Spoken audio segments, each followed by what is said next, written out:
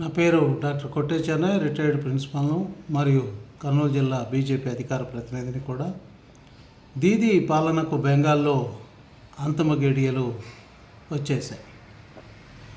2011లో పశ్చిమ బెంగాల్లో మమతా బెనర్జీ అధికారంలోకి రావడానికి ప్రధానమైనటువంటి కారణాలు 34 ఏళ్ల పాటు వామపక్ష కూటమి పాలనపై ప్రజల్లో తీవ్రమైన అసంతృప్తి, అలాగే సింగూరు, నందిగ్రాములలో బలవంతంగా భూములు లాక్కోవడం మీద పోరాటం చేయటం వలన, అలాగే వామపక్ష ప్రభుత్వాల కాలంలో రాజకీయాలు పూర్తిగా నేరపూరితం కావడాన, అలాగే మావోయిస్టుల ఆధిపత్యం ఉన్నటువంటి ఏరియాల్లో దారుణమైనటువంటి సంఘటనలు జరగటం, 5 విపరీతమైనటువంటి కరప్షన్, ఆర్థిక వ్యవస్థ కూలటంతో వామపక్ష ప్రభుత్వం కూలిపోయి ఈ మమతా బెనర్జీ గారికి అధికారం వచ్చింది 2011లో.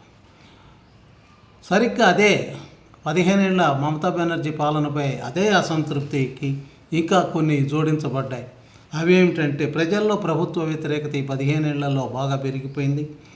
నేరమయ రాజకీయాలు వామపక్ష ప్రభుత్వం కన్నా ఇంకా ఎక్కువవుతున్నాయి. అలాగే అట్టడుగు స్థాయిలో కూడా నేర సామ్రాజ్యం విస్తరించిపోయింది. వామపక్ష కూటమి నుంచి వచ్చిన నాయకులు టీఎంసీలో చేరి వారి పెద్ద రౌడీలాగా బాగా ముదిరిపోయినారు.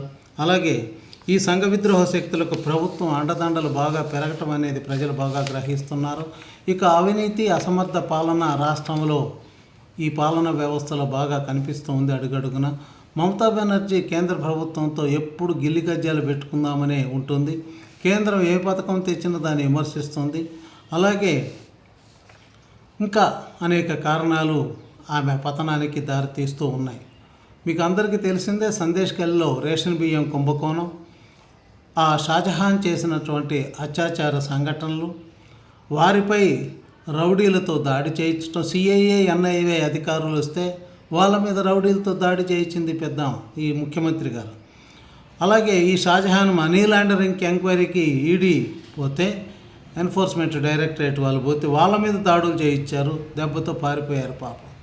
ఒక మహిళగా సందేశ్గల్లీలో జరిగిన అత్యాచారాలను ఖండించకపోగా ఆ నేరాలు చేసిన వారిని వెనకేసుకు రావటం అనేది మమతా బెనర్జీ చేస్తున్నటువంటి పెద్ద తప్పు.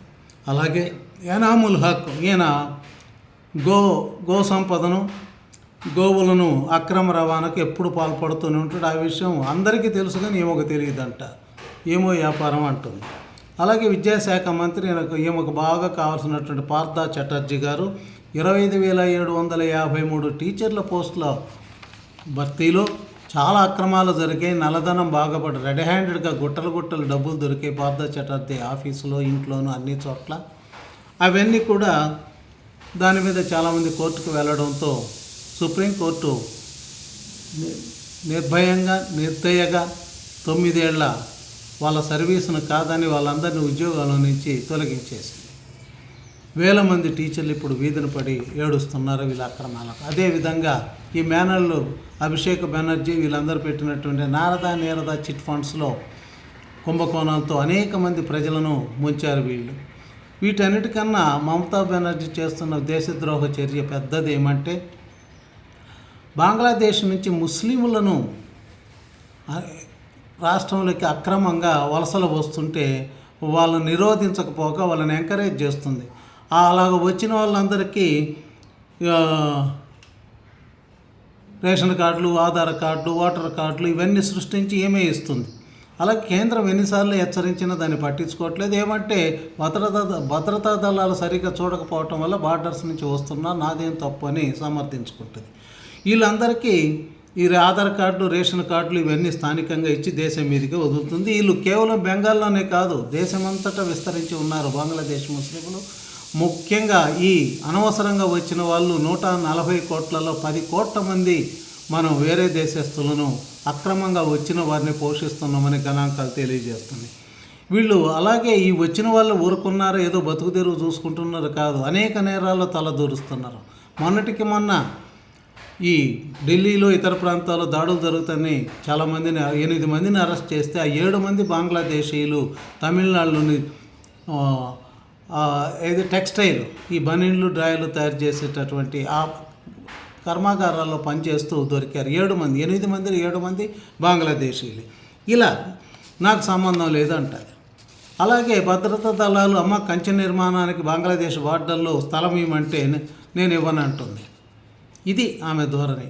ఎప్పుడూ కూడా మోడీని అమిత్ షాను విమర్శించటమే పని, అది అనేదానికి కాని దానికి అన్నిటినీ కూడా.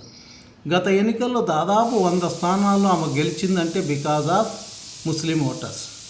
ఎందుకు? ఈమె తయారు చేసి ఇచ్చిన ఓటర్ కార్డులతో వేసినటువంటి ఓట్లు. అలాగే ఈ బంగ్లాదేశ్ ఇండియా సరిహద్దుల్లో ఉన్న జిల్లాల్లో ముస్లిం జనాభా దాదాపు 20 నుంచి 80% దాకా పెరిగిందంటే అర్థం చేసుకోండి. అక్కడ ఉన్నటువంటి అనేక నియోజకవర్గాలు 100 నియోజకవర్గాల్లో 70-80% ఈ ముస్లిం జనాభా ఉంది కాబట్టి వాళ్ళందరూ ఈమెకే ఓట్లు వేశారు. ఎందుకంటే అన్నీ ఈమె ఇచ్చింది కాబట్టి. ఈ అక్రమ చొరబాటుదారులు వచ్చి ఊరుకుంటున్నారో వారి వల్ల ఉత్తరప్రదేశ్, బీహారు దేశంలోని అనేక చోట్లకు ఈ డ్రగ్స్, ఆయుధాలు, అక్రమ ఆయుధాలు ఇవన్నీ చేరవేస్తున్నారు.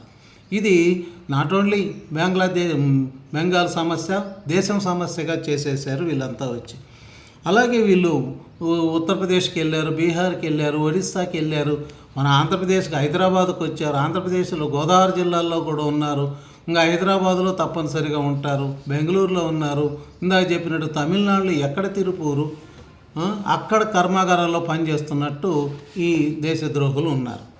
మొన్న జనవరి 8వ తేదీన తృణమూల్ కాంగ్రెస్ పార్టీకి 21-26 ఎన్నికలలో సహాయం చేసినట్టే ఐపాక్ అంటే ఇండియన్ పొలిటికల్ యాక్షన్ కమిటీ అనే దాని మీద ఈడీ అధికారులు మనీ లాండరింగ్ కేసులో దాడి చేస్తే ఈమె ముఖ్యమంత్రి స్థాయి మనిషి ఆ ఆఫీసులో జొరబడి వాళ్ళందరినీ ఈడీ ఆఫీసులను పక్కకి నెట్టి అక్కడున్న కంప్యూటర్లు, హార్డ్ డిస్కులు, ముఖ్యమైనటువంటి ఫైల్స్ అన్నీ సంకన పెట్టుకొని వెళ్ళిపోతుంది.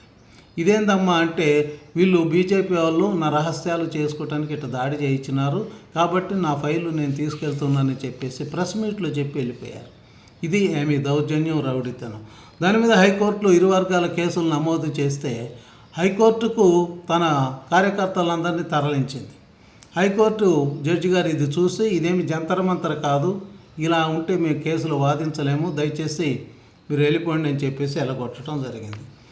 అలాగే ఇంకా రౌడీయిజం చూడండి. సుప్రీంకోర్టులో నా కేసు నేనే వాదించుకుంటా, తన లాయర్ ఉన్నారు, ప్రొఫెషనల్ లాయర్స్, పెద్ద లాయర్స్, అలాంటి వాళ్ళని పెట్టుకొని కూడా నా కేసు నేనే వాదిస్తానని చెప్పి సుప్రీంకోర్టుకి వెళ్తే వాళ్ళు అనవసరంగా అలవ్ చేశారు. ఆమెను ఎందుకు అలవ్ చేయాలి? అట్లా ప్రతి కక్షిదారుడు అడుగుతాడు, ఇస్తారా?